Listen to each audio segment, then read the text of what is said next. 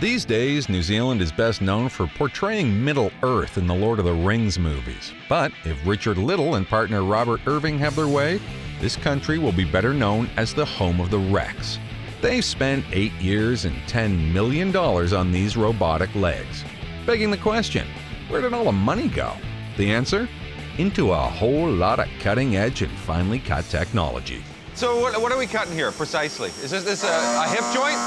Back hip bracket. So how long is this going to take? This is about 50 minutes. 50? Yeah. It's a long time. But it's going to be like plumb perfect? Yep. How exacting is this machine? A thousandth of a millimeter? All the individual, and how many pieces are there on the Rex that would have to be cut like this? I think there would be 700 to 800. 800 pieces that have to be cut like this? To some degree, yeah. So when they get to making thousands and thousands of Rexes, this thing's going to be running non-stop, 24/7. But the mechanics were only half of the battle. Now that the Rex had all the parts in place to take a step, Richard had to figure out how to teach it what steps it should be taking. Needless to say, it wasn't easy. In fact, it was downright intimidating. Our legs and feet automatically make endless little adjustments when navigating even the slightest changes in the ground beneath us. How does the Rex biomechanically mimic that? So if you think about being on different terrains, what you have is if you're walking along the flat, you've got the feet walking along like this. But if you come across a different or an uneven part of the surface of the terrain, then the shape of the leg's completely different. And so the next shape of the next step is different.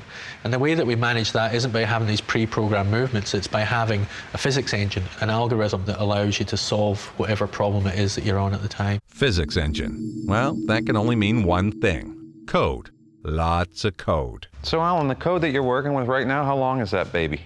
It's up to about 500,000 lines of code at the moment. What? 500,000? Yeah, 500,000, and it grows daily. 500,000 lines of code.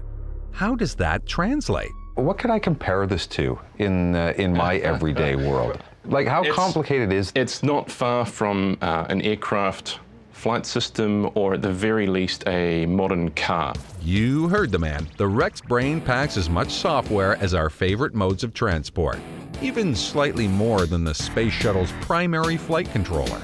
And of course, for that physics engine to work, it requires all sorts of intricate components and technology. May I present the Master Controller. So the master controller here makes decisions based upon the current shape of the machine, temperature, battery life, and the user's selections. Instructions are issued using our physics model, and they're issued out to these 10 controllers. All that for this. But as slow as it is, when wheelchair users strap into the Rex, they get more than locomotion. But you also take about 40% of your weight through your own feet. What that means is Rex has a side benefit. It can help prevent health problems caused by sitting in wheelchairs. One of the important ones being the occurrence of pressure ulcers. In the worst case scenario, these ulcers can be very serious. Curvature of the spine, or scoliosis, is another condition that threatens people in wheelchairs. So when it's severe, it can affect the individual's ability to breathe efficiently. Another problem? Brittle bones. They say you can lose up to 50% of your bone density after the first year of spinal cord injury, which leads to being prone to fractures. I broke my leg just last January. Diane is only one of many people I know who have broken one or both femurs just falling this very short distance from sitting to the ground. Think about it, it's common sense. If you go to your doctor and he says you need a bit of exercise, he tells you to walk for half an hour a day. Walking's good for you. Maybe that's my cue to actually start listening to my doctor. As for the Rex, Richard keeps working on it to make it ever more adaptable.